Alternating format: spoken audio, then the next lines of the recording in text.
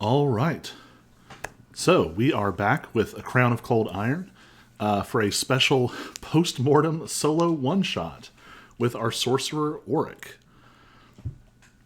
At the end of our last session, the party was beneath the Raven Palace in the extra-dimensional space severed from the real historical location above. They were battling their way through, seeking a fragment of the Raven King's seal, a powerful artifact which, most importantly, will help them in summoning the Summer King, who seems to have been incarnated into the human man known as Roland. But the process of delving for the Raven Seal has not been easy. Some kind of white, fiery power has partially corrupted the space beneath the Raven Palace, seemingly driving its defenders into a horrible frenzy.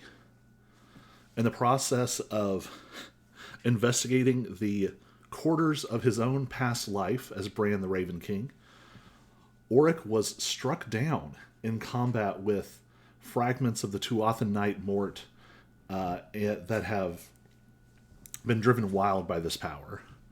The last thing his friends saw was Auric's human form falling to the ground, all of his items falling around him, and his body dissipating, leaving behind his iconic red sweater laying on the dungeon floor. But Auric had a slightly different experience. The combat comes to its bloody and awful end. Mind-wrenching confusion followed by horrifying fear.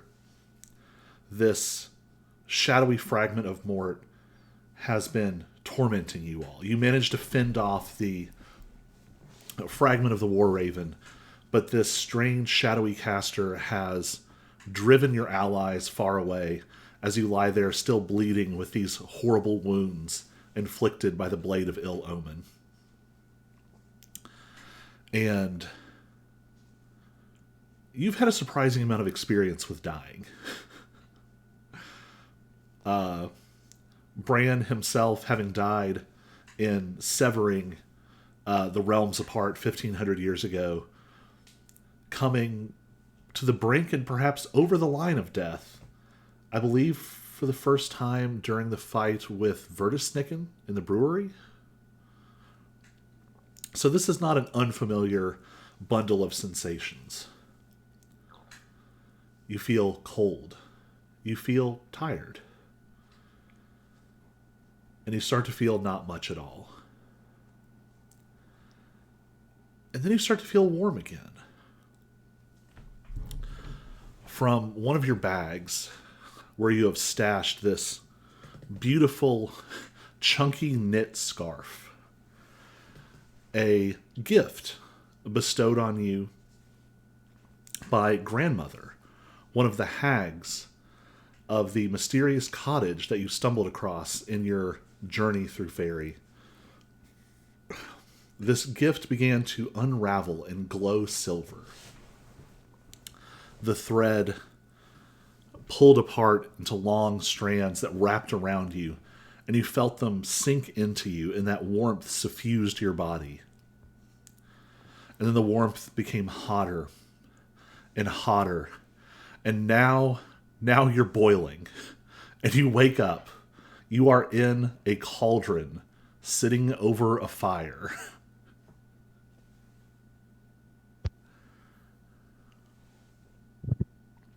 I know I wasn't a good person, but Give me a perception check.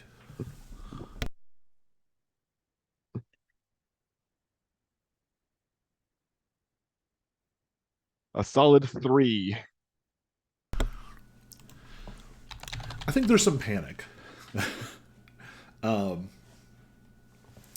For you to feel this hot with your fire resistance, well, you don't have explicit fire resistance. You have. Do you have that from Draconic? You have cold from your Dragonborn. I can get it. when I use sorcery points, Okay. I think. Um, but regardless, you're very good at moderating your own temperature. And so for you to be feeling it to this level,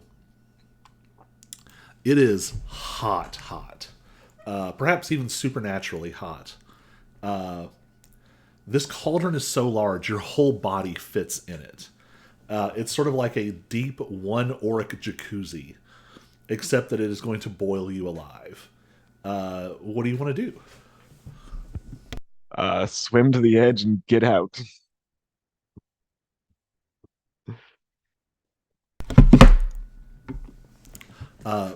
Give me an athletics check. Oh, good. That'll go well. With my -1, I still get an 8. Oof. I think It's panic is setting in. yeah. And Auric is agile, quick, certainly magically powerful.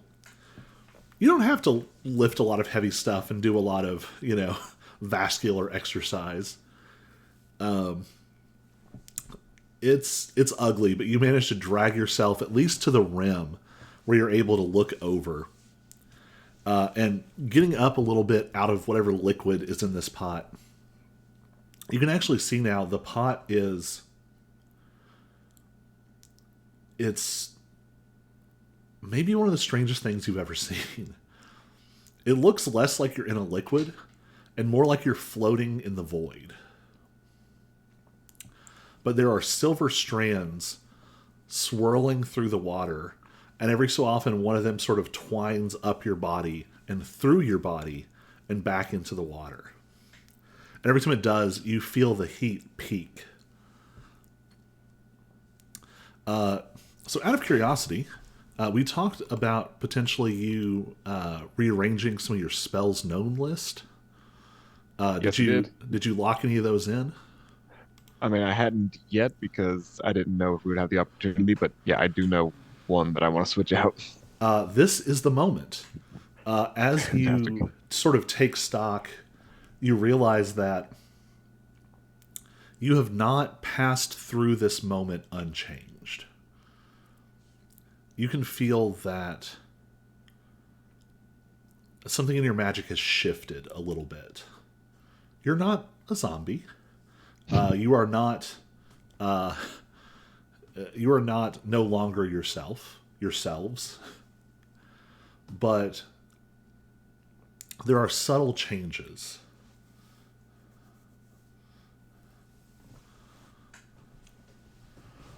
So as you peek your head up, you hear this. Actually, I don't even know if it'll make that noise. Hold on. Let me see if this will cut through.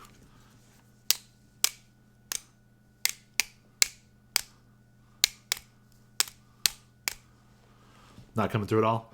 All right. Unfortunately. You hear a clacking sound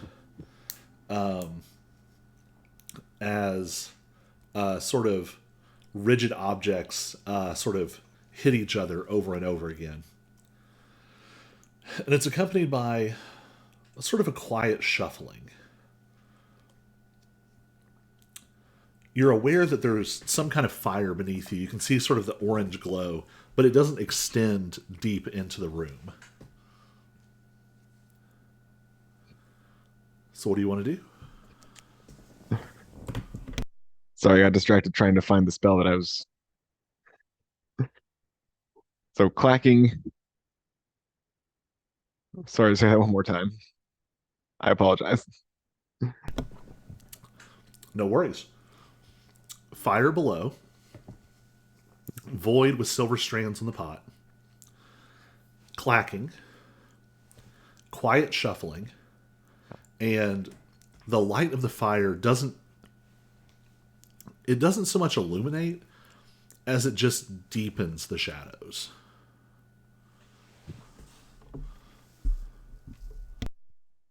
Well, don't necessarily want to get out, but I also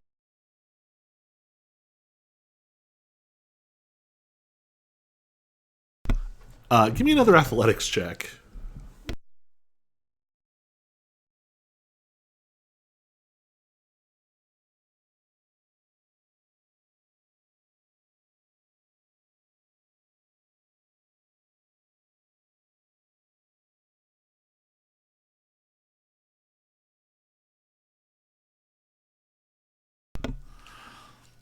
Just shocked myself super bad on my microphone. 13.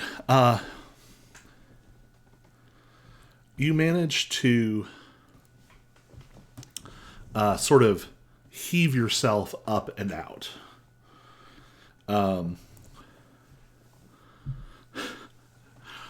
You become perhaps extra aware in this moment as you sort of splatter to the floor that all of your equipment, all of your clothing was left behind.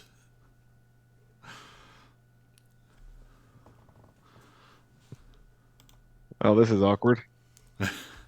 Taking stock real quick. Am I in human form or dragon form? Which would you think? Which would you prefer? Well, I think I was human when I died, so probably I would be human unless something shifted me.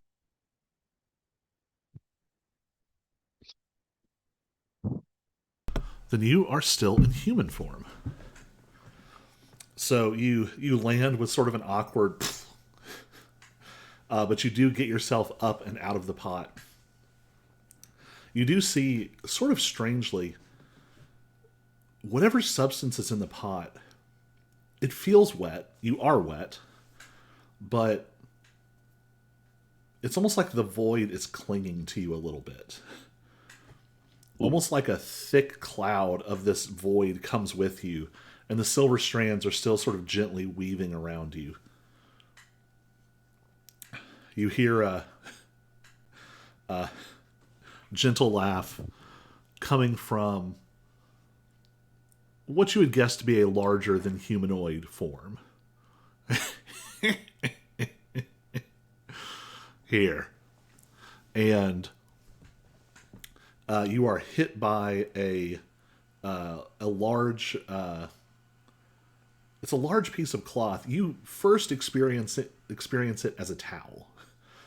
And then you realize that it's actually more like a hand rag made for hands that are massive. Thanks. I'm gonna wrap it up like a toga. Nothing I haven't seen before. So when you hear the voice, you look up and you can see grandmother, the massive. You know that she's a hag, even with your. Well, we'll say this is a topic that's up in the air. Give me an Arcana or History check. I would also take Religion. Oh, it's definitely got to be Arcana. Womp womp. Natural one is not gonna do it.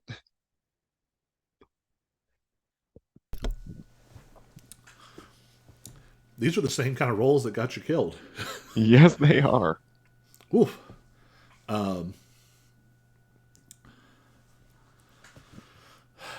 You don't know what hags are. You know that they're not just traditional fairies. And you remember there was something weird about them, but you can't quite place it. And the massive form of the hag known as grandmother rocks gently in her chair, looming over you. 12, maybe 15 feet tall. She actually looks bigger than last time you were here. It's almost like without as many others to share the space, she looms even larger. She's more illuminated this time, though. When you saw her before, her head was mostly sort of sunken into this hood. And now you can see she looks relatively humanoid, just large. But you're struck by the glimmer of blue in her deep-set eyes. As you sort of take stock, you see one of the Korvax hounds, the large black feathered raven wolves, laying in front of the fire warming itself. It opens a big yellow eye and stares at you for a moment before settling back down and preening its feathers a little. All right. Uh, I hope you'll forgive me, but I'm not really happy with raven-like things right now. You'll have to run quite far to escape all the ravens in your life. I would settle for them remembering who I am, now that I remember who I am. You've only remembered for a moment, and you expect everyone to catch up just as fast. Okay, fair enough. I feel like he knew before I did, though. Of which raven do you speak? The night. I think that he suspected. I think that he hoped. And her eyes go distant, and as they go distant, they get brighter. And you can tell that she is looking into another place, and perhaps another time. You hear a sort of phantom whisper in the back of your head. Mort's voice on Lambton's barge, just speaking one word. Bran. And grandmother says, he wasn't sure until right there. But he hoped.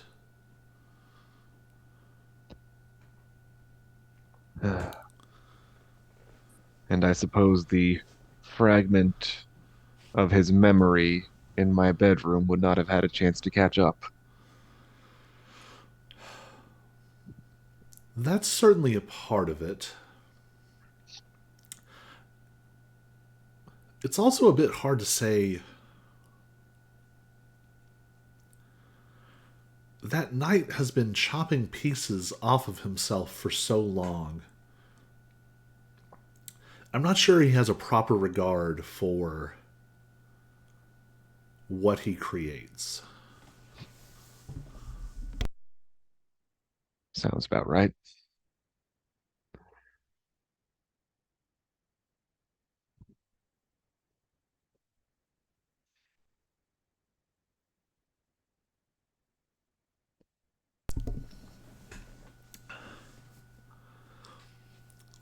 Oh no.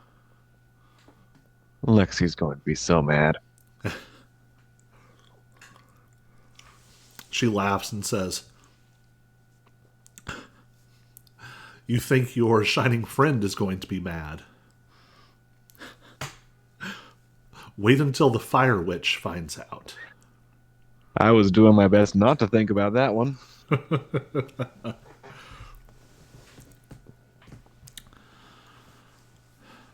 But you're here.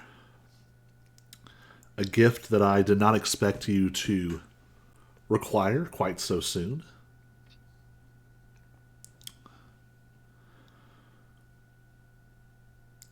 But perhaps this is timely.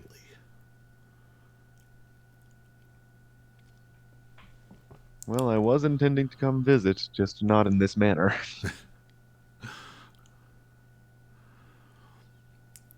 Only those with sufficient power are allowed to choose the hours and the manner of their coming and going.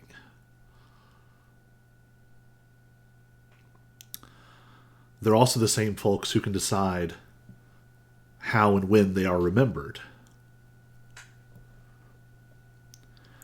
And you don't know if you think of it or if you're nudged. You remember standing in the historic Raven Palace and standing at a distance staring at the true seal of the Raven King suspended with some kind of plexiglass in a fortified case. And you remember just how easy it would be to not even have to walk over to it. You could have ripped it through the air, through every manner of defense, and then everyone would have known who you were. Yes. Everyone would have known. Choices. Hmm. Kings come and go as they please. Little serpentine sorcerers are sometimes summoned and sent.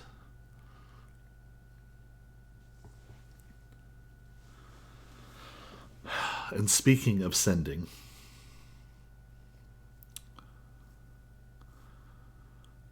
the last time you were here,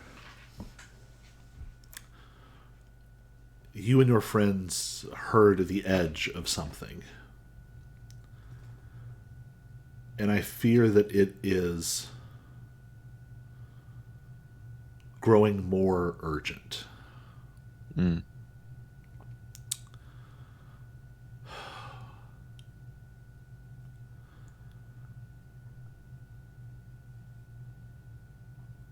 We are unusual creatures. Although, of course, perhaps not so unusual as you. And perhaps similar in some ways. We are creatures between.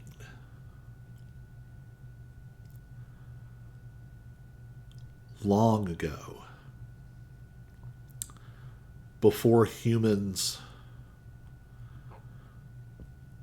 put strokes and patterns to words and ideas, the Tuatha held this land. And it was a very different land. It was wilder, fiercer, more primal.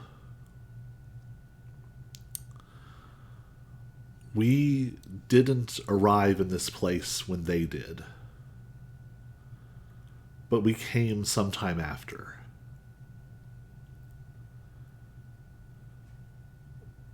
For a place in this land, we offered our allegiance to an aspect of your lady. And she granted it. She was our patron, much like she is yours, but perhaps not as intimately. But we were not the same sort of creature. And then the Fae came. And they began an invasion, a war. A war that truly puts to shame this squabble that you have had with Fairy for the last few thousand years, but who am I to say?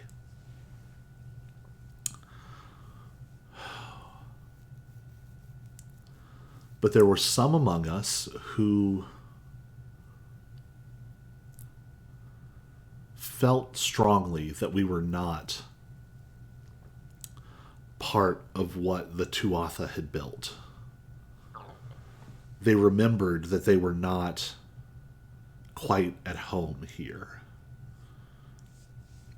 And they saw an opportunity. They saw a chance to renegotiate their patronage. And in so doing, they traded the Phantom Lady for a lady of air and darkness.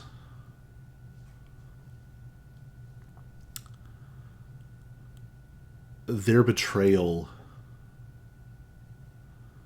it wasn't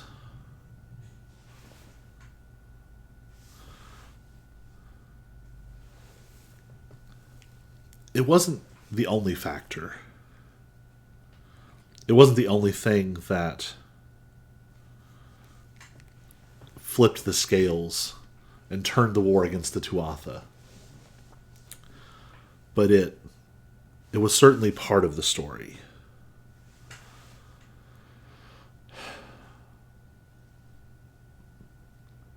And some of us have very long memories.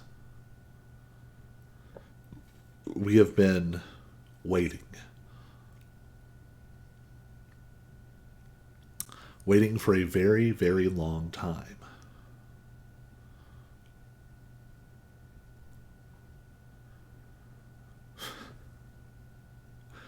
You know, we never quite liked the old you. Your soul reeked of cold iron.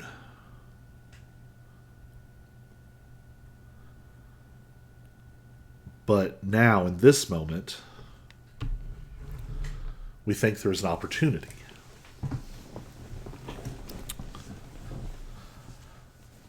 Your queen was betrayed by one of our own.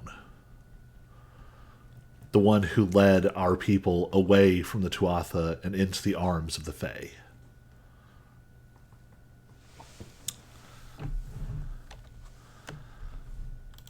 And she pauses for a second, and you've become familiar with watching folks look for a title or metaphor. And she says,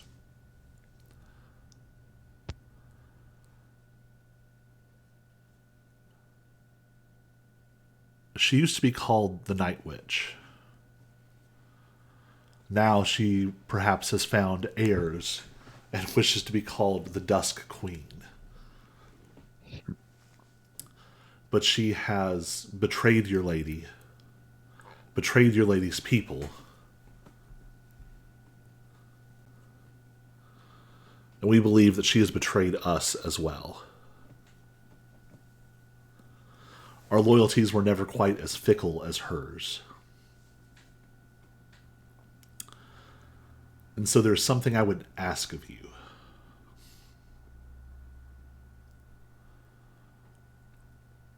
Not a debt. It would be foolish indeed to try to enter into a fairy pact with one whose soul is iron. A gift freely given, and a task freely requested.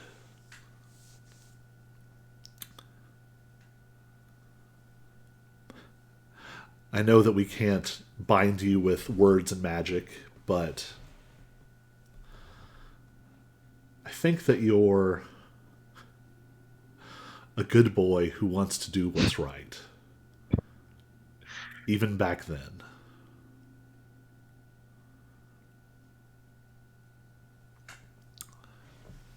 Words such as those are what killed me all those years ago.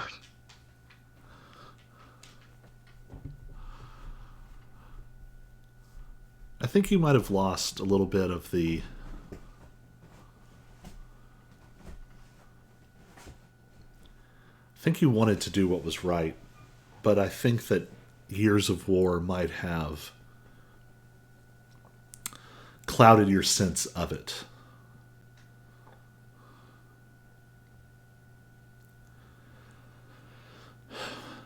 The Dust Queen is powerful.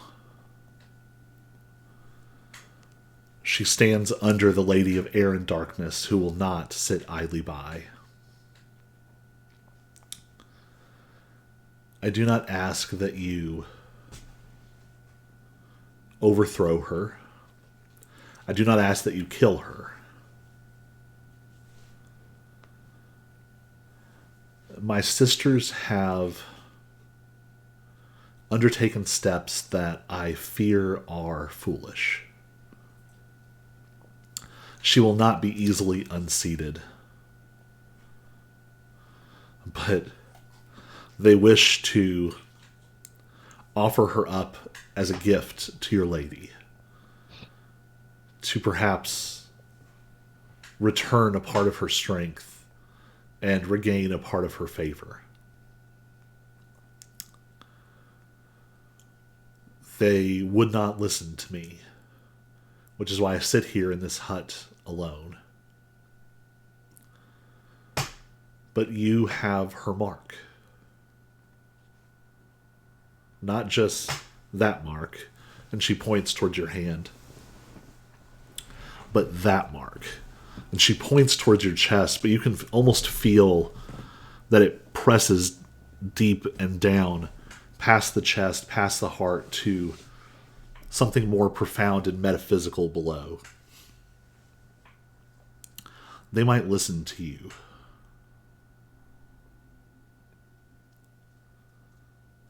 And you would what? Have me bring them home?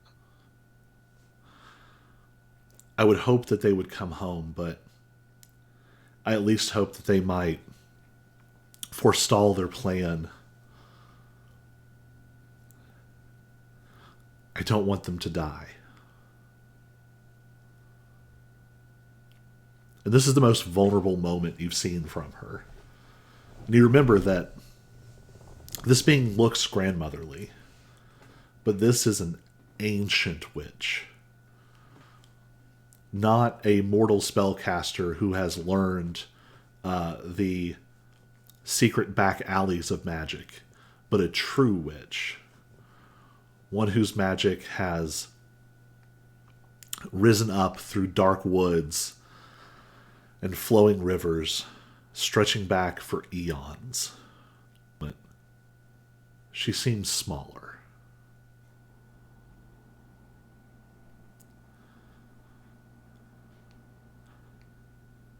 They have gathered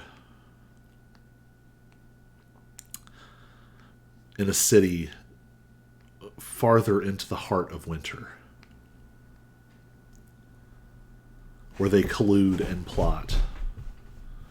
But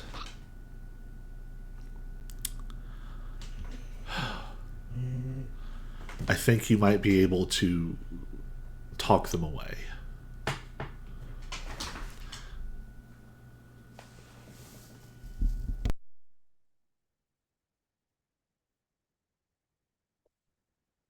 I shall make the attempt.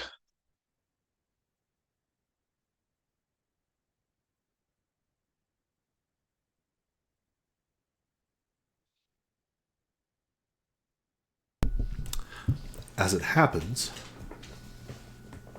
they are quite near an ally of yours.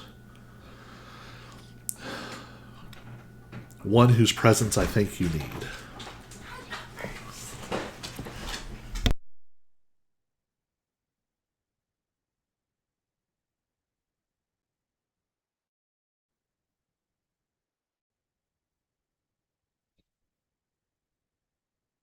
Sending you an image. Oh. Nope, it's not a spoiler. I just need to delete it.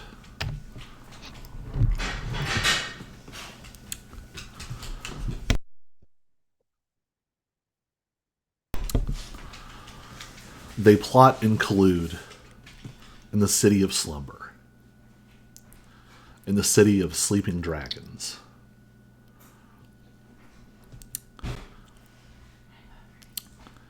I don't know what strange thing you have done to this cousin of yours,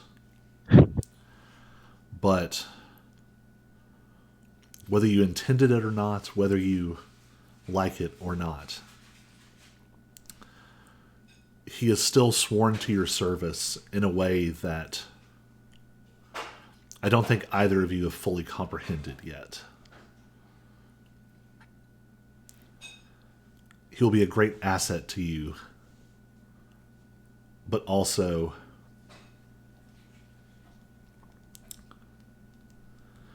I think this world has become hard for him.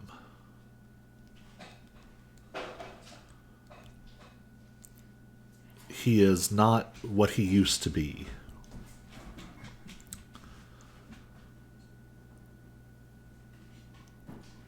I feel that he might heal more quickly in a place that is strange. A place that doesn't remind him of things that he's lost. Fair.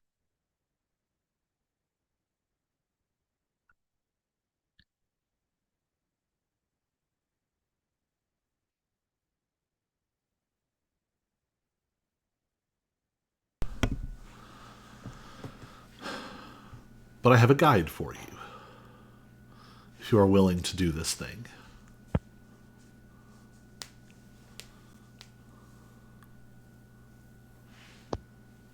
Please tell me it's not the dog. Yep. And she snaps her fingers, and the dog jumps up and flares out its wings for a moment and shakes itself. And you see, like, feathers go coming down. Its strange yellow eyes fix on you. And it sort of just considers you.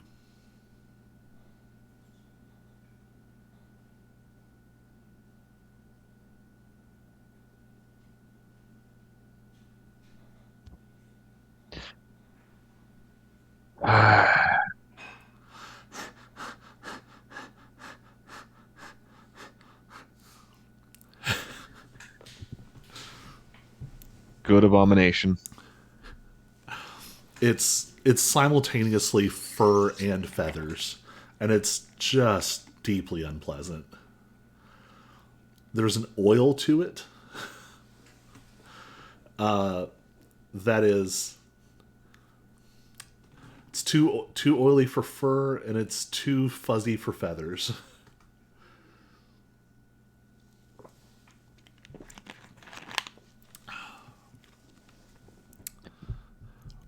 So be it. He will be able to help you on your way.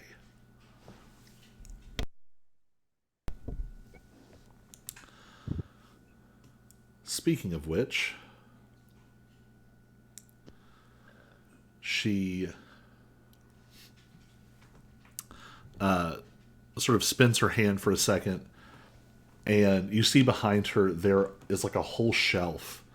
And it's all sort of weird, askew angles and containers. And out of it just... like they've been kept under pressure. This strange sort of silken yarn flies into the air and swarms like tentacles of a living thing. And holding her knitting needles in her hand, she kind of swirls them like a wand. And you watch as a big, thick bolt of this red yarn sort of unwinds and starts to circle in the air. And then she takes another gesture, and you see some of the void and some of the silver, parts of it that are left in your body, parts of it come swirling out of the cauldron from which you came. And they swirl together, and in only a moment, she has magically knit you a beautiful red sweater. And only you can see, when it's in just the right light, these strands of silver and void running through it. I am grateful and also slightly terrified.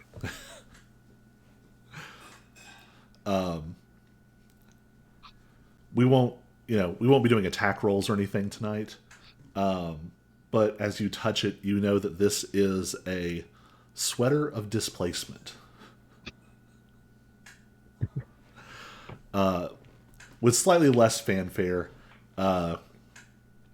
she somehow uses similar materials, this thick, chunky yarn, and is able to weave it in such a way that it almost looks like khakis.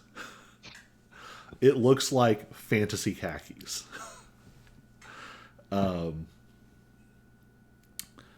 And she also pulls a cloak, again, just gesturing, and it flies off of a hook on the wall. And as it flies through the air, you see it sort of compress. And it fits sort of neatly approximately for your size. It is not inherently magical, but it's a nice cloak. With this, I think you won't draw quite as much attention. I do appreciate that. And Even I in suppose I even in should fairy, also, there are some decency laws. yes, I very quickly go back to dragon form. For just a moment, when you switch, you're aware of something. It's almost like you go transparent for a moment, sort of in between. Not to the people observing, but you have a sudden glimpse of your own substance temporarily loosed from form. And you see that silver thread is running through the inside of you right now.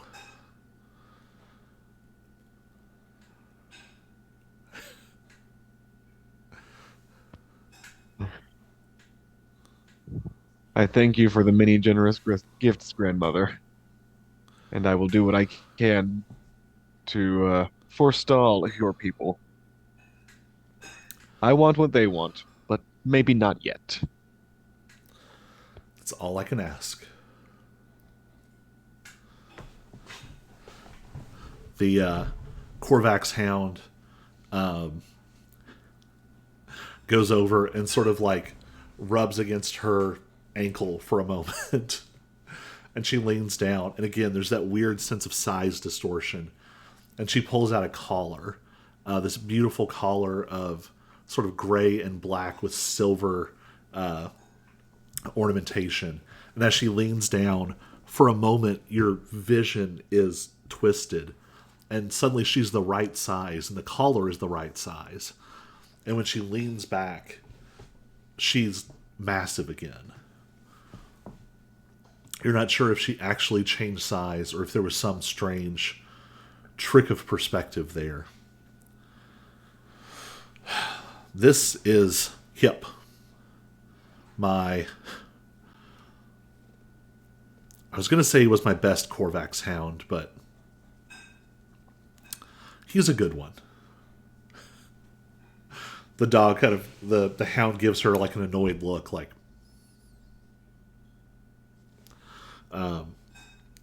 he is my best navigator. It's easy to become lost here. He will see that you make your way quickly to the places you need to go.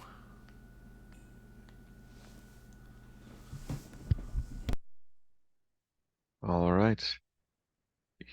Yep. Uh,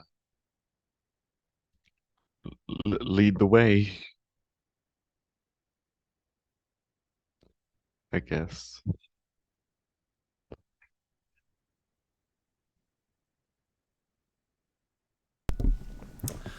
He hops up and leads you out into the night. You can feel that dense, cold energy of winter. Not just the temperature, but a sense that this is a place where prey and predator are stark roles. A place where power and violence and coercion carry the day more often than not. Hyup takes only a moment, sort of flaps his wings a little, and you see them sort of. I don't know if you've ever seen like some of the larger birds. They can like flex their feathers slightly. He sort of does that, and you see them resituate. And he starts to bound off into the woods.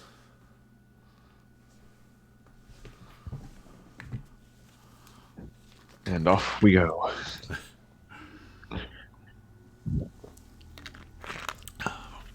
I thought death would be more peaceful.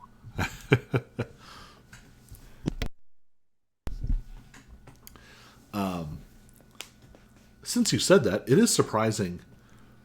Hyup seems to be a really good guide.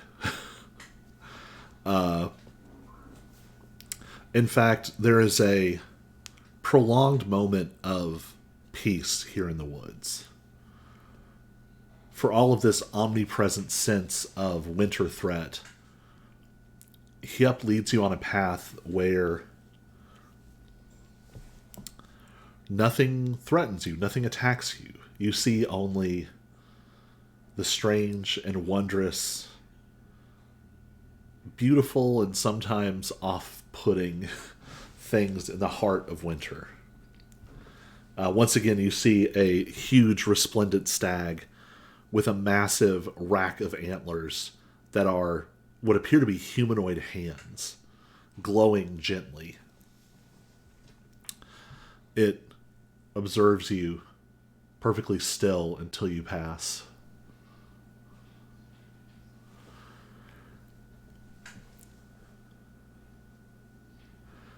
You see strange shimmering birds. You see a jet black squirrel streaked with perhaps something like stardust. You see 3 or 4 of them sort of running and chasing each other up a tree. You have no idea what time it is in the mortal world, but here it is almost always night. But the moon overhead is serene and beautiful, and in a shockingly short amount of time, you find yourself at the outskirts of a huge mountain city. And as soon as you take that step from forest into the sort of clearing at the foot of the mountain where the city sits, as soon as you take that first step, you feel a thrum running through the ground, like a incredibly deep bass heartbeat, but so slow. It's another 10 minutes before you feel another.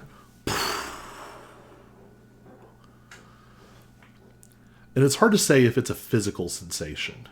You don't know that other people feel this, but you think perhaps it might be more of your body translating an arcane sensory input into a physical sensation. More pressing, you feel Stultus like a beacon.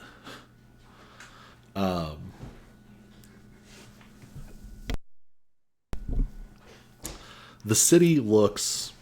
It's sort of in a similar style, a similar sort of era as Trefdraig. One moment.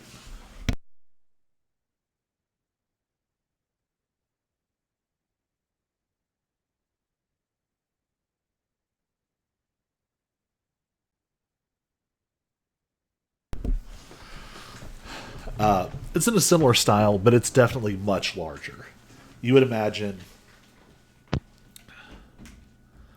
It's a little bit hard to say with Oryx's frame of reference. It's obviously a fraction the size of Queensboro.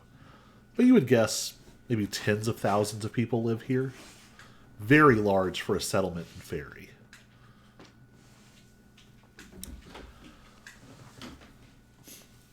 Contrary to its name, the slumbering city is bustling. You see a preponderance of Dragonborn that are unlike many you have known. They don't tend towards metallic colors, but rather earth tones.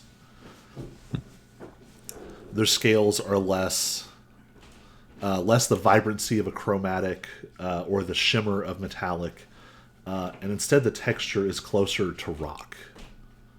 Rock and earth. You see a few of the largest ones have small traces of obsidian. Some of the truly massive ones have the iconic straight-facing black obsidian horns. And you also see every so often one of them will greet the other, going,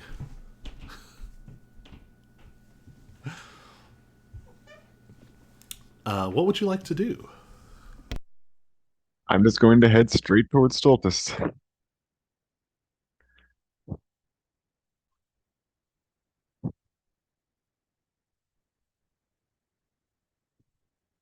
And I will very politely greet people along the way.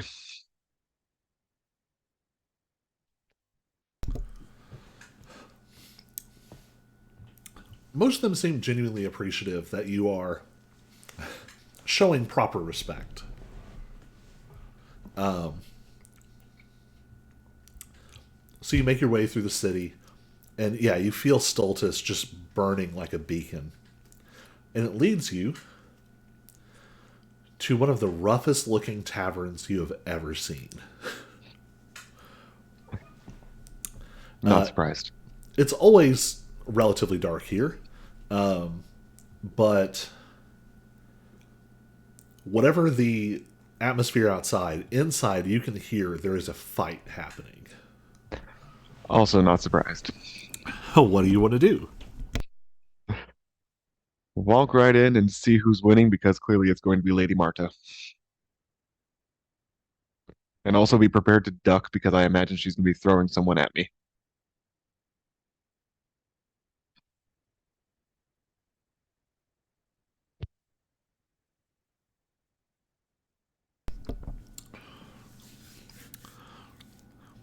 So you're naturally drawn to the assumption that Marta might be at the center of something like this.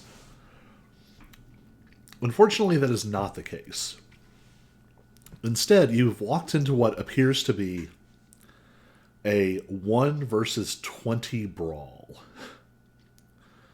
A battered and bleeding Stultus is making a stand with a fireplace to his back, holding the leg of a chair, and doing a half decent job of fending off a dozen to 2 dozen large, burly, earth tone dragonborns.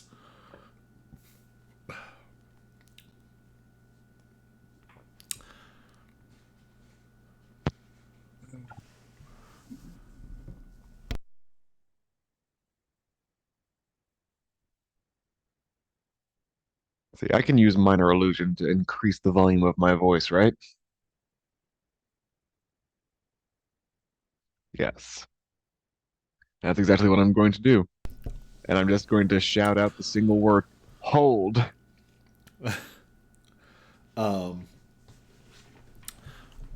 Give me a persuasion check.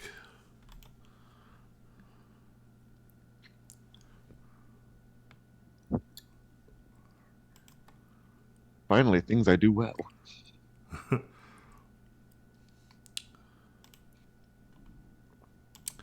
So,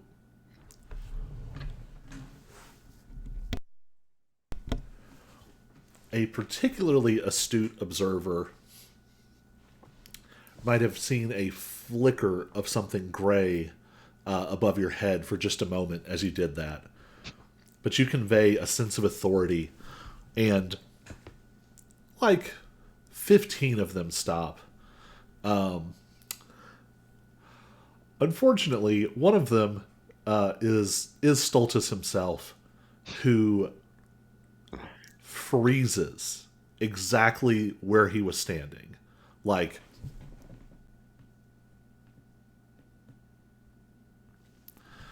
and the guys he was fighting are like,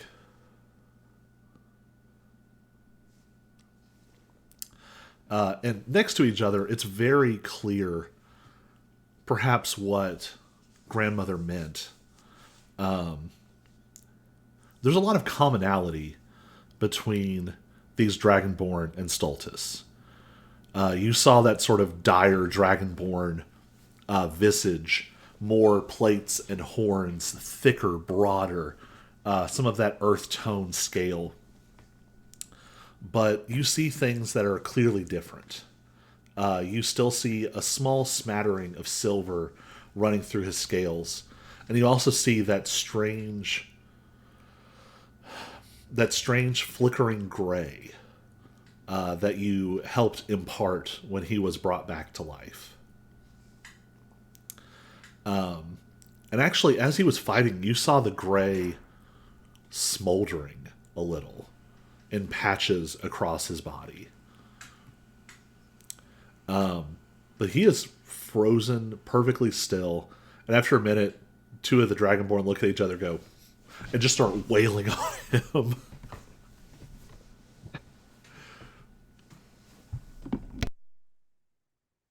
Good gentleman, I appreciate that you are having a grand time, but I'm afraid I need to borrow my cousin from you.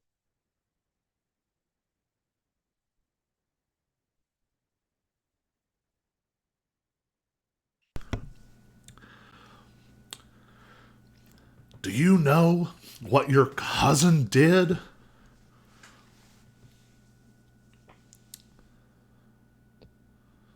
Considering that he is under the employ of Lady Marta, I am very interested to know what he could have done that would have upset you so.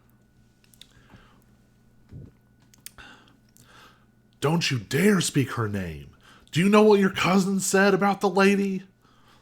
And through gritted teeth, Stultus goes, I said she was a pain in my tail. And the guy turns around and hits him again.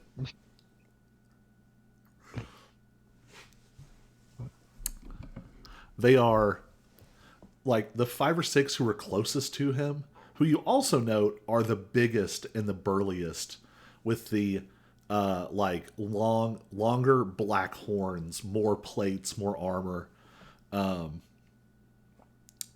They were the ones who were not stopped by your voice.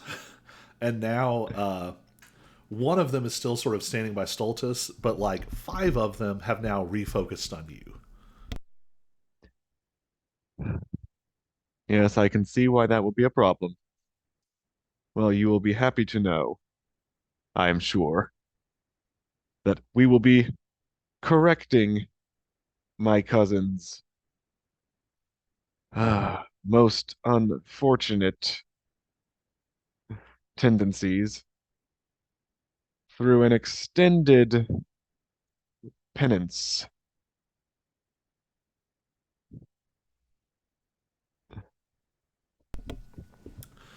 They did not follow like two-thirds of that. They just sort of look at each other in confusion for a moment, and then one of them goes, For the lady! And another one goes, For the sleeping king!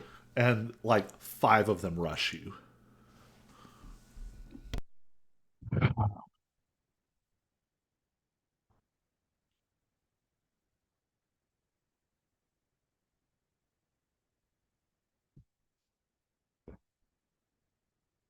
How do I get myself out of this?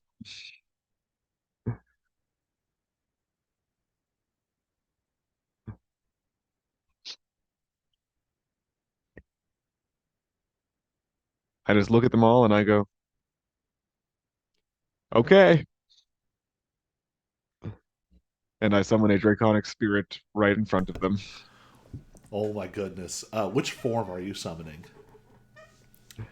I think I want to summon a gem dragon, but obsidian in color.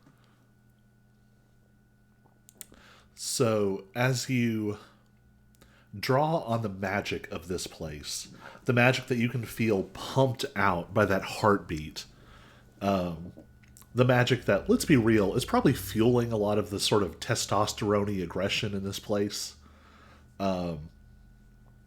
You are able to grab a piece of it and wrap it up in this spell. And what comes out is less a dragon and more of a 1/16th size replica Tarrasque.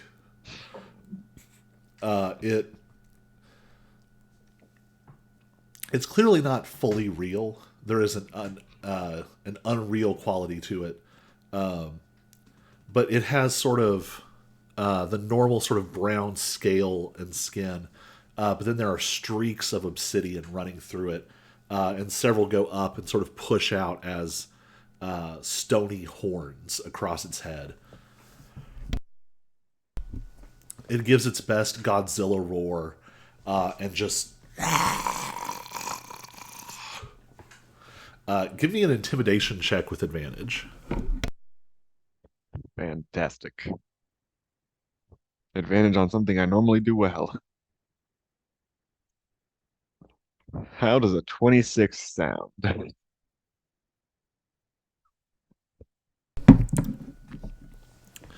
Now everyone freezes. Well, almost everyone. One guy is still running at you, and the sort of obsidian Tarrasque just goes and just holds him. And the guy's like kicking and flailing.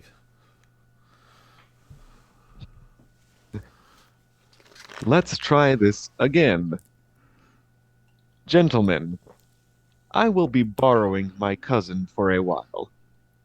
Please let Lady Marta know that when he comes back, he will be much more polite. Thank you. Stultus, we're leaving. You hear a voice from the door. Well, I'm glad to hear he'll be more polite. And you turn around, and Lady Marta's just been standing there watching this whole thing. You don't know when she got there, but it's clearly been a minute. I was half expecting you to be in the middle of the fight. I know, I know. It's hard to get a fight around here for me. Well, And as apparently she, you just need to do whatever he did.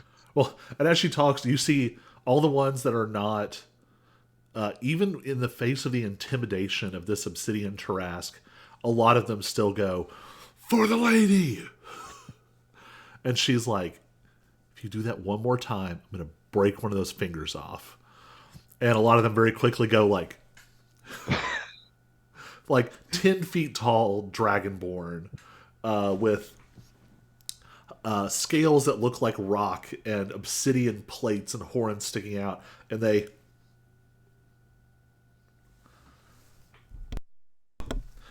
she looks appreciatively at your draconic spirit and says,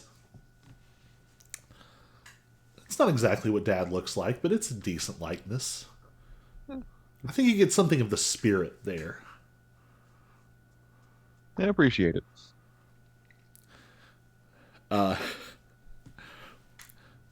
Stultus still isn't moving. He's still standing like, Stultus, snap out of it. he. Don't do that again.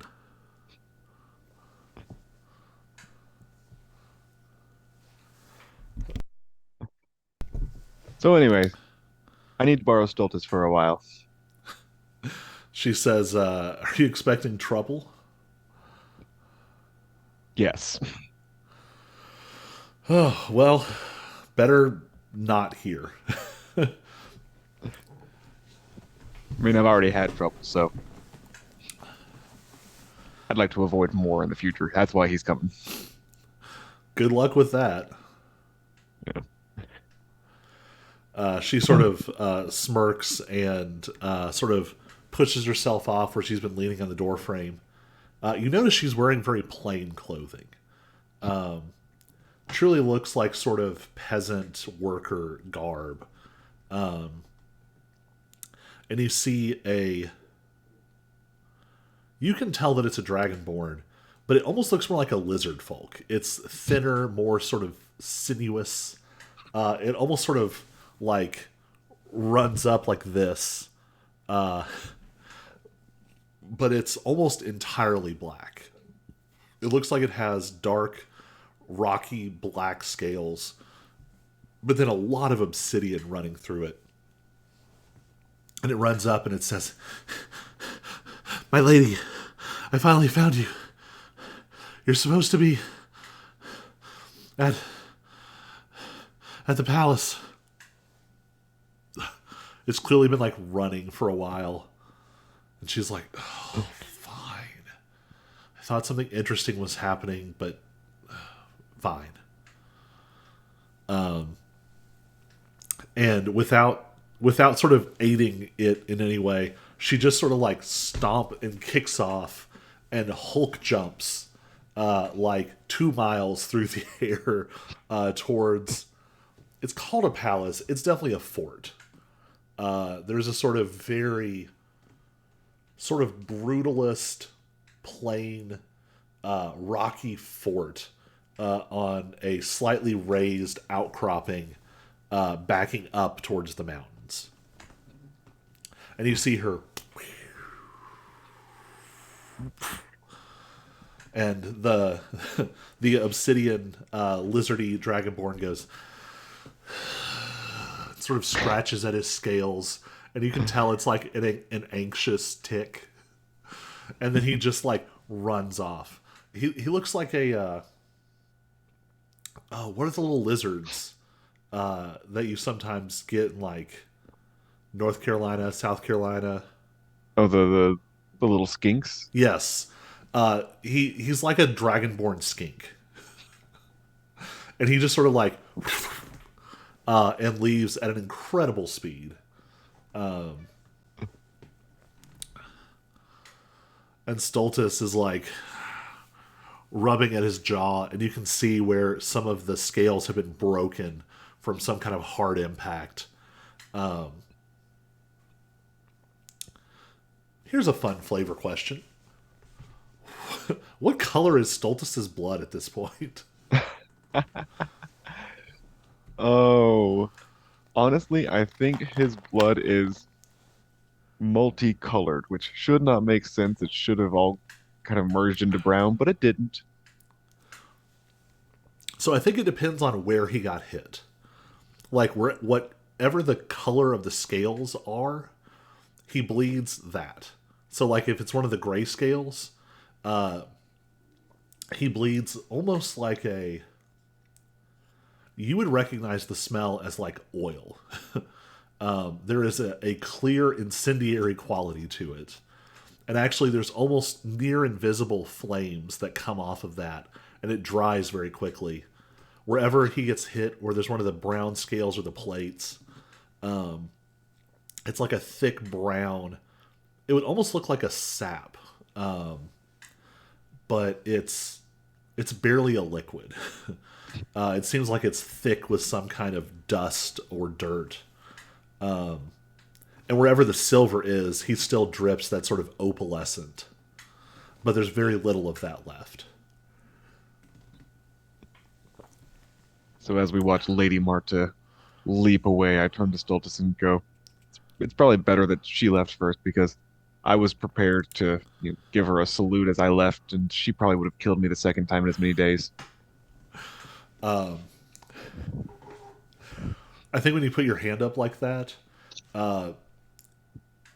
you hear something, and there's a slight delay, then there's a whistling sound. And then a tiny rock about this big flies past your head and embeds itself like the walls are like this thick, and it embeds itself like all the way here. And you sort of eyeball the trajectory, and it leads back to the palace. Yep, sounds about right. Stultus looks surly and even injured. He sort of concentrates for a second and like rubs a hand across the scales on his chest. And you see a mix of that sort of flickering gray fire and that sort of deep obsidian. It's almost like a liquid glass. This sort of deep black energy, and they intermingle, and some of his wounds rapidly heal as he uses lay on hands on himself.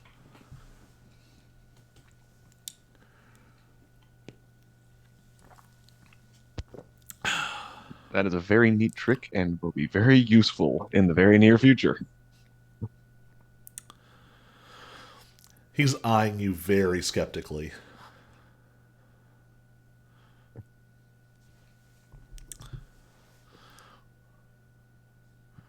Do you have some trap you're expecting me to go step on? No, I'm expecting you to keep me alive.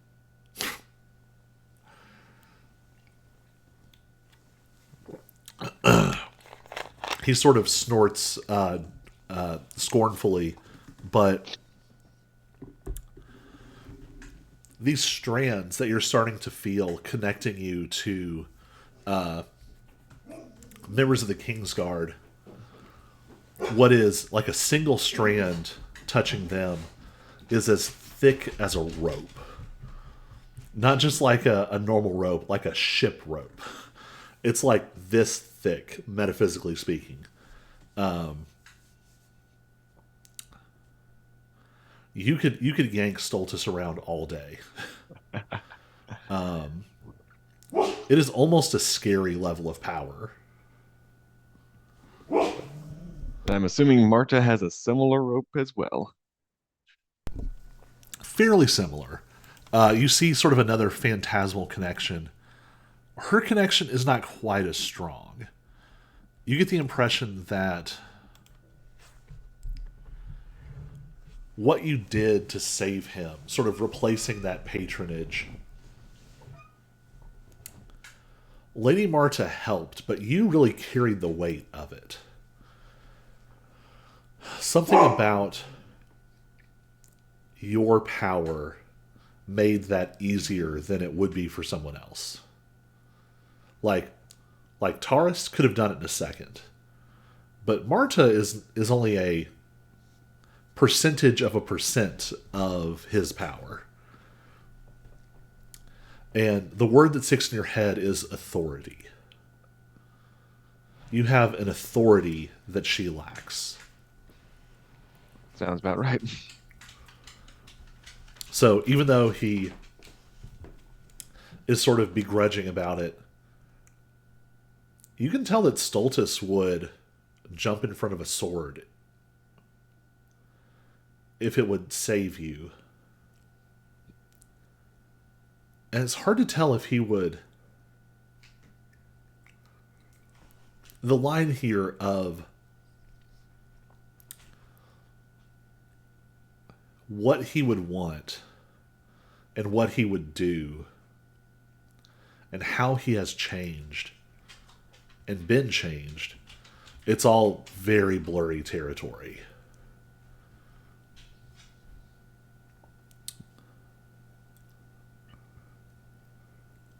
We will do our best to make sure that you don't die either. But I think you're a bit less fragile than I am right now.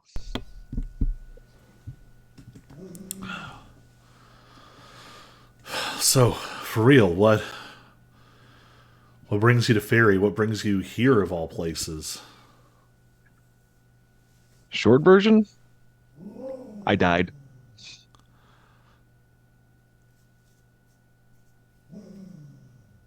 What? That's why I need you to prevent that from happening again.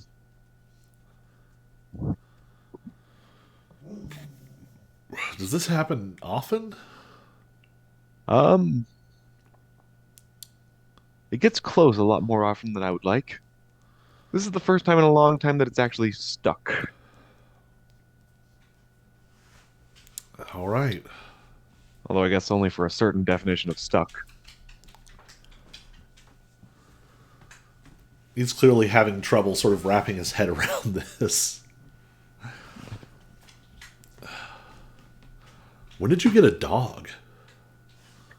Ah, well, that's why it's only a certain definition of stuck, my dear cousin. Before we go back to what I was doing, we are going to run a little errand for a friend. And that errand is preventing her friends from dying as well. We're going to be doing a whole lot of life saving, you and me.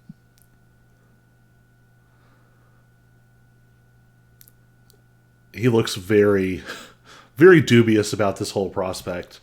And you see him sort of compartmentalize it, and he just kneels down and starts scratching up. What would you like to do now? Well, yep. I'm assuming you know where we go next. Hip looks at you and goes,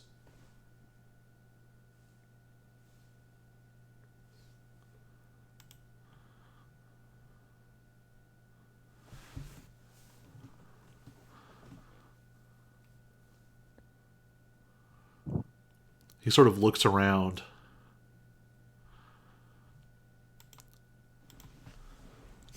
He sniffs the air.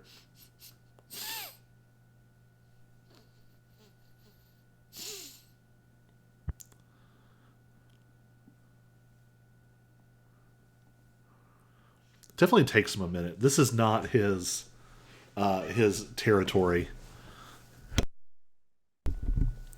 And Stultus says, "What are you looking for?"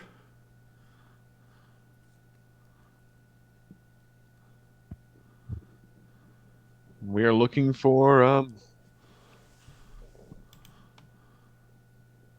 the grandmother's family. Don't. What do they look like? What are they? They were all hags, right? Yeah. Yeah. Just a group of hags. Those are like the big magic ladies, right? Yes.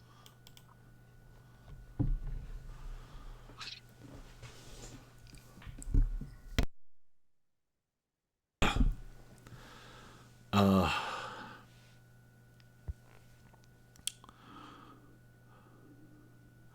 I think I saw. Yeah. I think I saw them at one of the inns out on the edge of town. I get thrown out pretty often and have to find a new one. Yeah, we're gonna work on that. But that's very helpful right now. You can see that the tavern that you just walked out of is called the Dragon's Daughter. And he says, I don't even know if it has a name. It's not a it's not a place I'm willing to get kicked out of twice. Well, hopefully you won't, but we do need to go there. Just for grins and giggles, give me an insight check with advantage.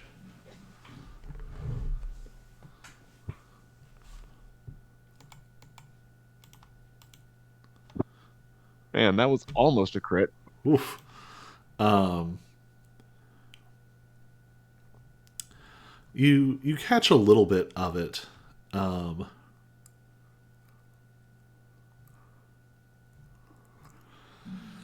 you've known Stultus for a long time, and you can tell, especially in contrast to how he was when you encountered him in the human world. You can definitely see how his personality has been shaped slightly. When he was under Lambton's influence, he was a little more sort of courtly, a sort of special, refined arrogance. And the arrogance is still there, but you can definitely see how big parts of that have been replaced with, With Lady Marta. yeah, Yeah. the whole sort of rough and tumble atmosphere of this town is clearly rubbing off on him. He sort of Hyup has instantly taken to him, and at his side, Stultus begins to make his way to this other tavern. And as we've said, this part of winter, almost always dark.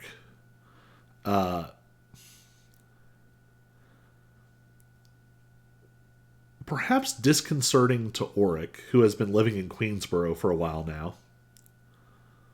The moon changes phases as you get closer to this part of town. The sort of bright full moon that's been shining down on you, you watch it start to wane and disappear. And as you get to this very sketchy looking tavern, it looks almost dilapidated. And the moon overhead is a half moon hanging over this tavern.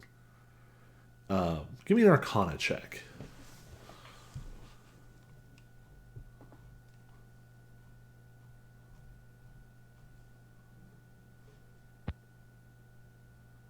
Certainly better than the last one I did. All right, with a 16,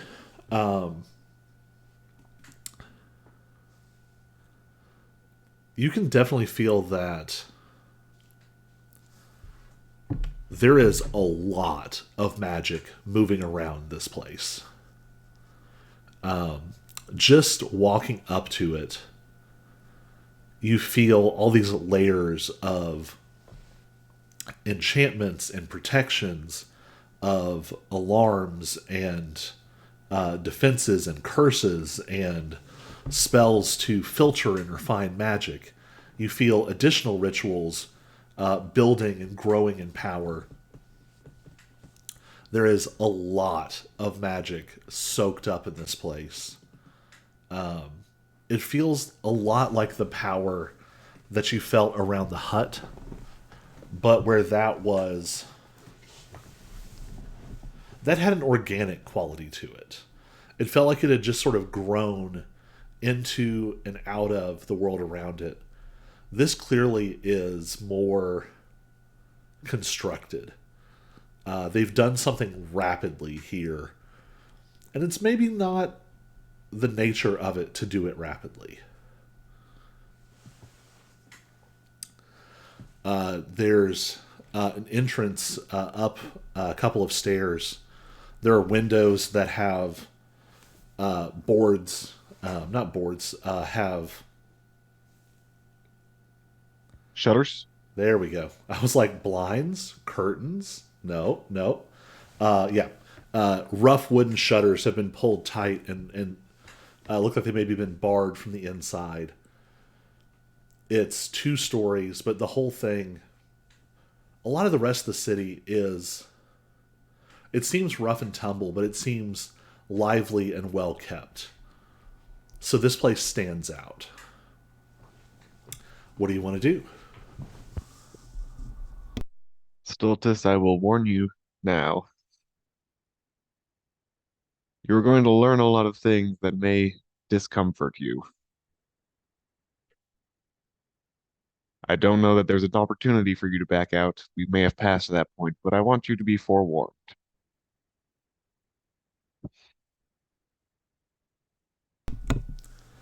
Give me another insight check with advantage.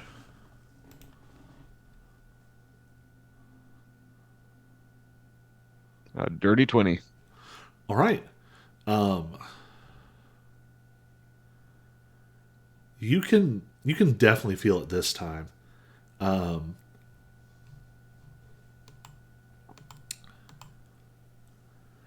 it is almost impossible for him to tell you no.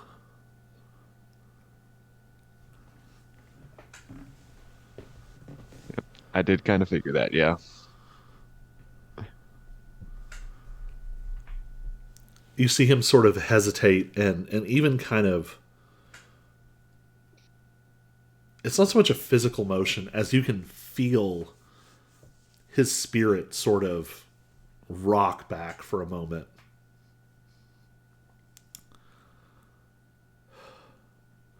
Of course I'm in. What do you need me to do? For now, just follow and observe. And then we walk through the doors, and as we walk through, I shift back to human form. Um, Give me a charisma saving throw.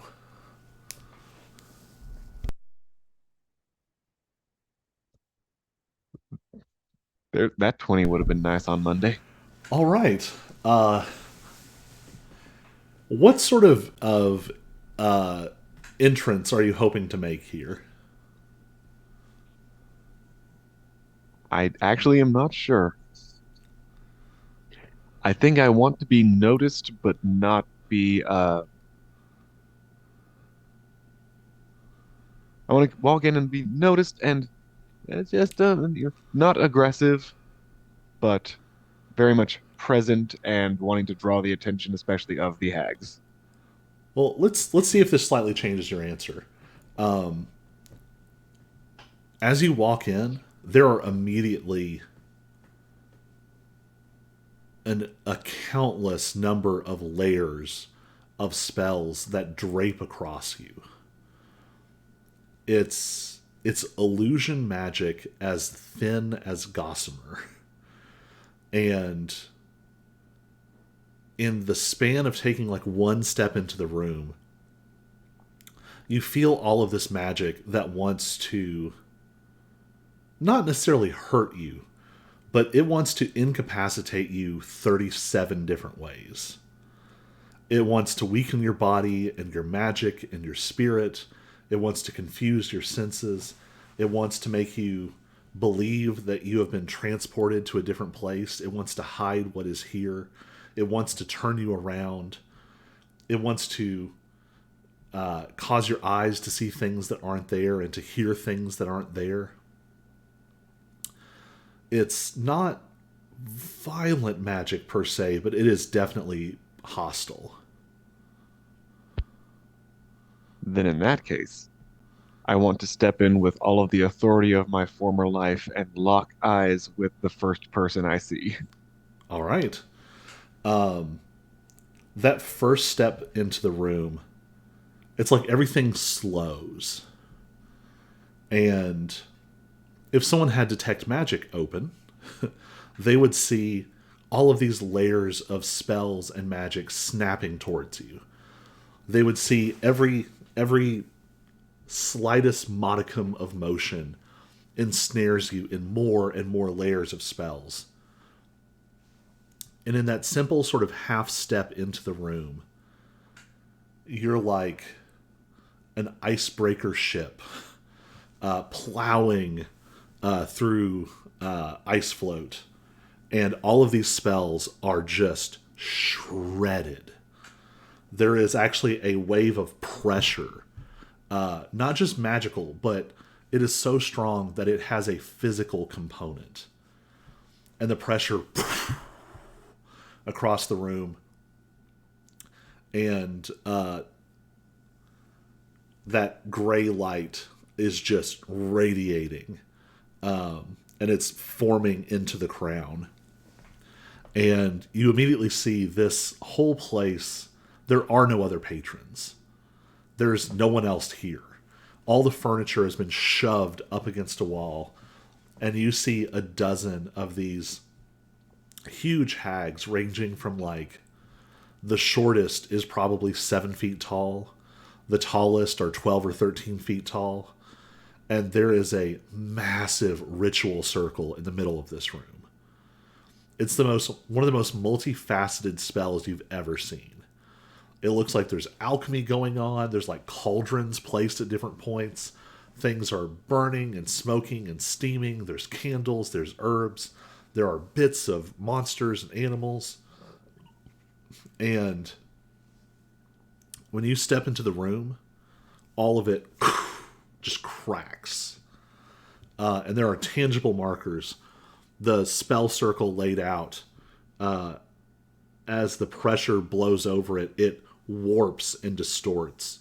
Cauldrons break, candles go out. Some of them don't go out at all, but the different colors that they were burning are all replaced with an ominous silver gray. Every source of light in the room goes dark, except for these silver gray candle lights and the flickering ball of fire that is trying to shape into a crown over your head. They all stare at you in confusion, the feedback of the broken spells stunning them for a moment. What do you want to do?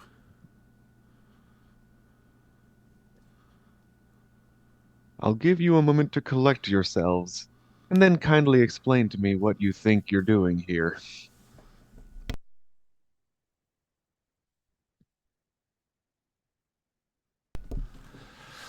Stultus very awkwardly like scoots into the room and like pulls the door behind you. And Hyup just runs across the room and sort of sort of butts up against one of the hags that you recognize, one of the sort of mid-size hags, Hrafe. She looks like a dark elf with a mantle of black feathers, elegant dark clothing, and you see that she's like out of breath. It's like she's been punched in the chest. And she says, "What? What did you do?"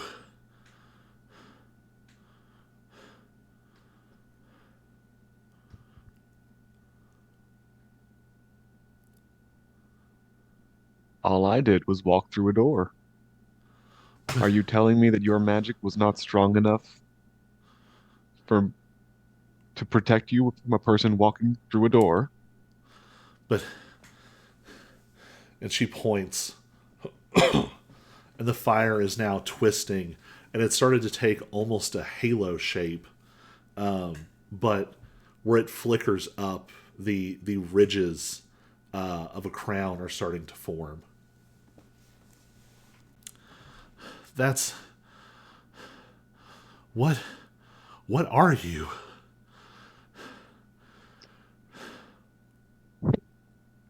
Just another reason for grandmother to be disappointed, I guess.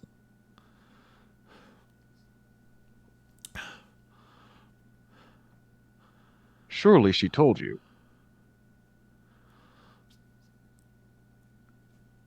She seems shocked. You can tell that she has not been told. The exchange between you and grandma, between you and grandmother, was entirely between the two of you, and she has not shared this secret, which you can tell is an intentional favor to you. And Rafe says,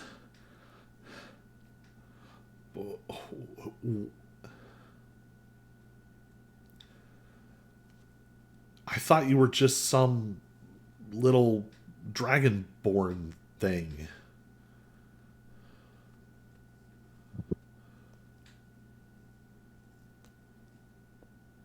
Poor sweet innocent child.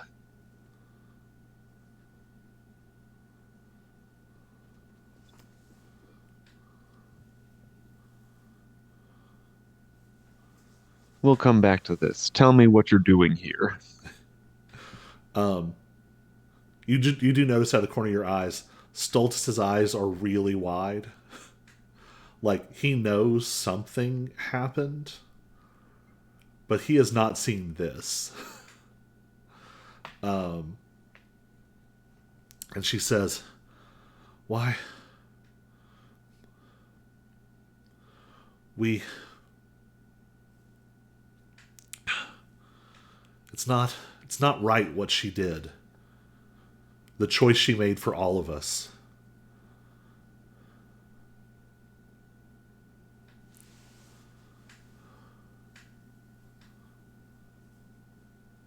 I understand.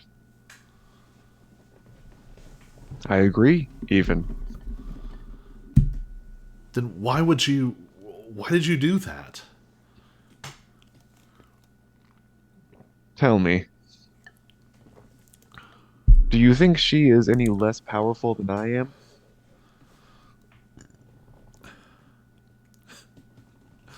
Uh, she kind of looks at you like this is a trick question.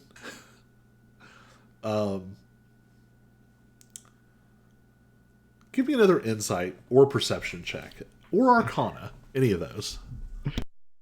I guess I'll go with Arcana. Dirty 20.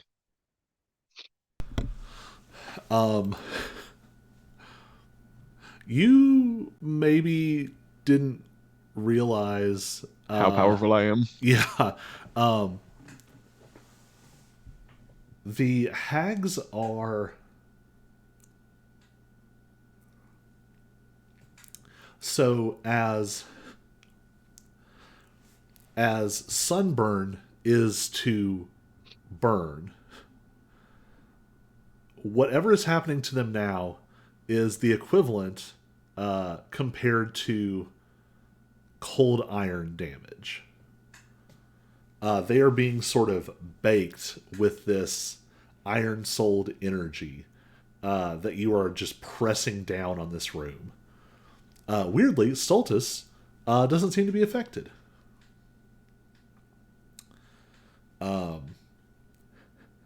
What do you want to do? I'll rein it in a little bit. You see a lot of them and like they catch their breath for the first time since you walked into the room.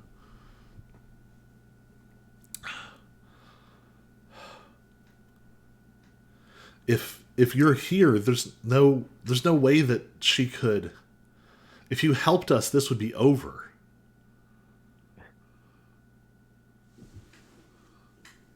And I will, but not now. We need time.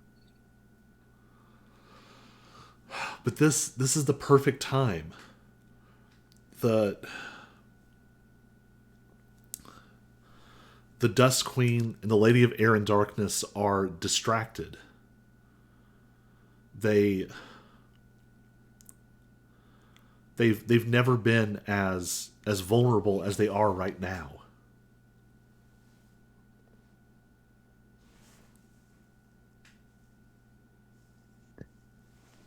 This is true, but you need to understand that I'm still gathering my strength.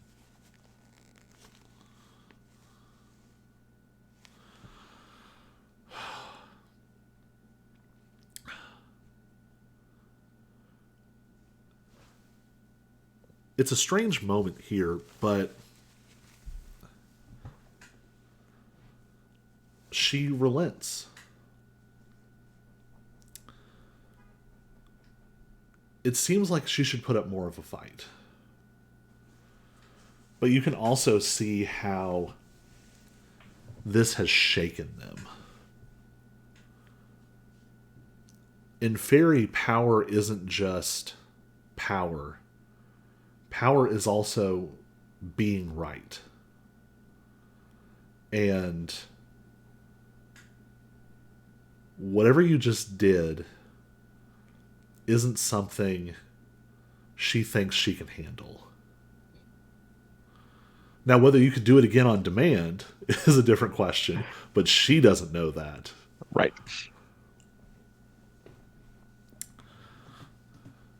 You feel a moment of a flicker of Bran, just sort of like cackling and eating popcorn, watching you simultaneously like hold this room, but he's also laughing because he knows like you know they could tear you apart, right? And just keeps eating popcorn. Yep. And in the back of my head, I go, yes, I know, I know. They seem disheartened and confused, but they start to dismantle the ritual circle.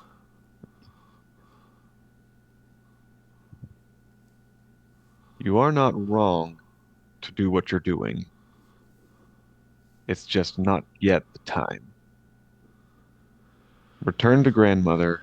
Trust her. She will let you know when the time is right.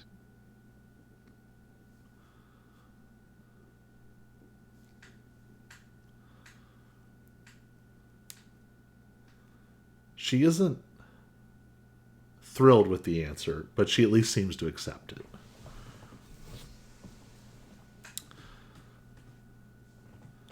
They pack away their things, and you watch as they sort of step outside, and in a single step, they. It's not the same for each of them. One almost seems to. For a moment, there's like a tangible beam of moonlight. and she sort of bends around it and disappears. Some of them turn into ravens, into swarm of ravens. One of them even turns into a huge Corvax hound with an unusual pattern and just flaps and takes off into the night. And the place empties out. And all that's left is you and Stultus and Hip and Hrafe. And Hrafe says,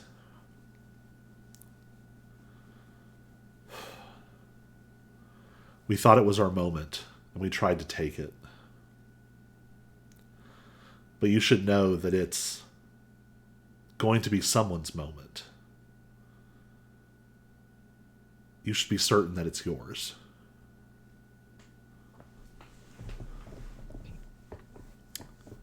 And with that, she just dissolves into shadow and vanishes past the door.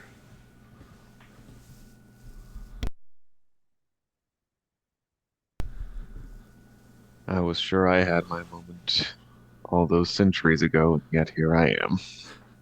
And I say So that out loud to I was gonna myself. say, yeah, like we have this sort of camera pan of like Auric talking very like solemnly and dramatically monologuing to himself, and then we like pan over to Stultus, like we zoom back and see Stultus just like, "What are you talking about?" Oh, yep. Do you need to go back to grandmother, or are you coming with us? Um, Stultus looks at Hyup, and Hyup like looks deeply into his eyes, and Stultus says, "He says when we're ready to leave, we should go back to grandmother's." Who is grandmother? That's one of the many questions that will be answered very soon for you, Stultus. Let's head out. Once again, Hyup leads you, and the journey is only moments. It feels like you've covered this vast distance, but you can't quite recall how you don't recall how you spent the minutes arriving. And you find yourself back at the hut. Grandmother still seems to be the only occupant, but you can see more Korvax hounds sort of moving and rustling in the tree line and other shapes in the distance.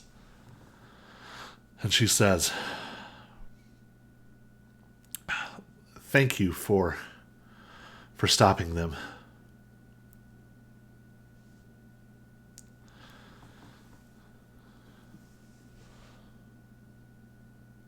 I just did what I could.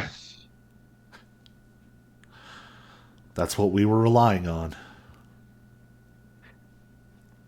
You know they won't. They're too restless to stay for very much longer. Oh, I know. I've I've known I've known some of those girls since before I've known some of those girls since before writing was invented. But this isn't the right moment, no matter what they believe. What they take as a distraction, as a vulnerability, is true. But to capitalize on it risks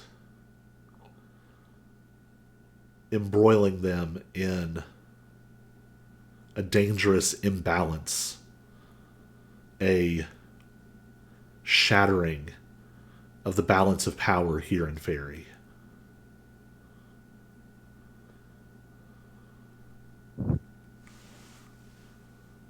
Well, I'm afraid that that power is going to be imbalanced no matter what may come.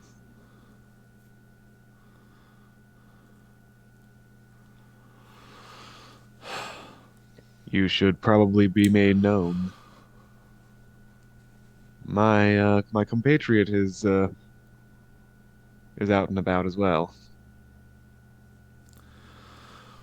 She nods, and you are perhaps not that surprised that she is aware of this. Hmm. And he's still a drama queen, by the way. He's always been. I intend to so to his face as soon as I can track him down. I'll be sure to keep an eye out for that when it happens. And you see her eye go like all blue fire for a second, and then back to like a little twinkling star. Is there anything else you would like to ask grandmother? So is there a reason you didn't let them know? That was exactly what I told you. It's your word to speak. There.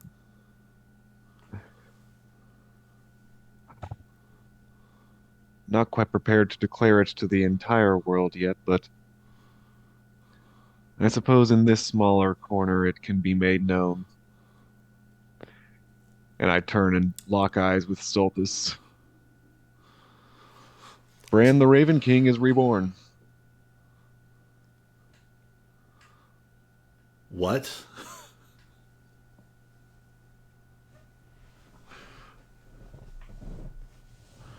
Well, he is befuddled by this. welcome Stultus to the court of the Raven King. Interesting. Give me an Arcana check. 17. When you say that, there is, just like that step you took, there is a faint ripple through the room. And grandmother laughs. She looks at Stultus. Wow. I don't know if you know what you're in for yet, but it will sure be interesting. You should probably have. Yes, this seems appropriate. She gestures, and there is an old umbrella rack sitting by the door.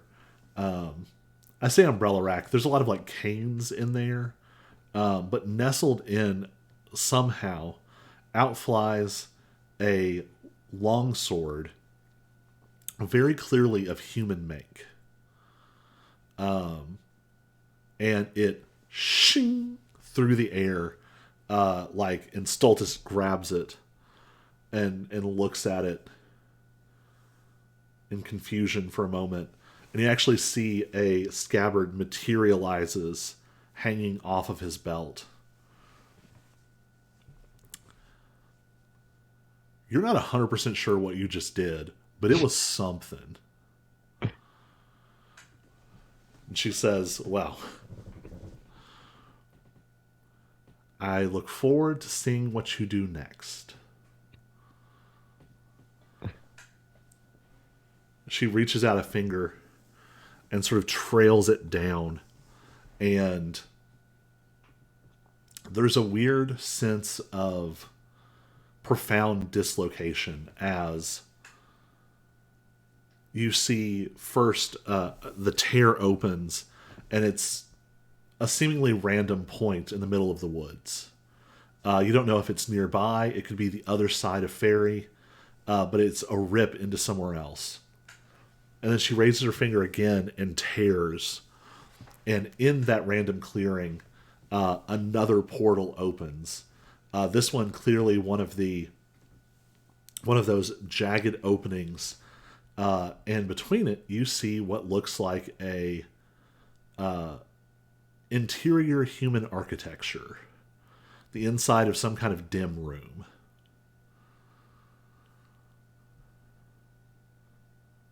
Are you ready to go back? I guess so. She says, when you get through, tell the donkey we're even. Yes, ma'am. Are you going to step through? We step through. As you're on the precipice of this portal, this second portal, you feel a sort of startling rush of movement. And you feel like there is something massive, like right over your shoulder. Very jump scare energy. And you hear grandmother whisper in your ear, "Beware the lady." And you are inside of a sort of plain 10 by 10 room. It looks like slightly older, maybe 30, 40 years old. There's a lot of dust in the room. Most of the room is empty. There's a small table. And you can see the rift closing behind you, and Stultus stumbles out. And you hear a brusque voice go, "What the?" And that's where we're going to end. So the Raven King is reborn again in increasingly unusual circumstances. You have returned with an ally. You have returned with gifts freely given to a good boy who does his best. And you have heard whisperings of things happening in Fairy. Yes. You are immediately aware that you don't know how long you've been gone. Right. I'm assuming that I was gone long enough for a long rest to happen Yes. because I did do that. So if not, I'm gonna have to undo that. We'll lock that in on Monday with everybody. It was certainly long enough for you to. Well, you also died and came back to life, so you probably had a long rest. Yeah. The longest rest. And we'll figure out how much time has passed because it's presumably not instantaneous. There's probably going to be a gap here, so we will come back to that on Monday.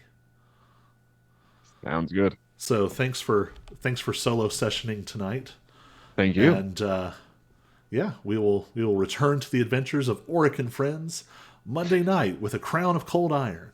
Yay. All right, I'm going to kill our recording Recording stopped. and in the stream. Bye, Internet.